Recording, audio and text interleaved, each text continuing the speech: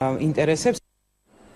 ნაციონალური მოძრაობის რუსთავის მერობის კანდიდატი ხელისუფლებას სიცრუეში სდებს ბრალს. კანდიდატი დღეს იმ მისამართზე მივიდა, სადაც მთავრობის მიერ გახსნილი ქარხანა უნდა ყოფილიყო, თუმცა მისივე მტკიცებით მევენახეობის საწარმო მითითებულ მისამართზე საერთოდ არ იძებნება. სოფლის მეურნეობის სამინისტრო საიძე კი მითითებულია, რომ ამ ადგილას ახალი საწარმოა გახსნილი. ბრალდებებს ქვემო ქართლის გუბერნატორი და საწარმოს მფლობელი პასუხობენ. მათივე განმარტებით ახალი ობიექტი გახსნილია და ის სხვა ადგილზე მდებარეობს. გუბერნატორი და საწარმოს ხელმძღვანელი ნაციონალურ მოძრაობას მოსახლეობის შეცდომაში შეყვანაში ადანაშაულებენ. მისი ხელისუფლების ოფიციალურ საიტზე მითითებული არის ზუსტად ეს მისამართი, სადაც მევენახეობის წარმოება, ახლად შექმნილი წარმოება უნდა ყოფილიყო.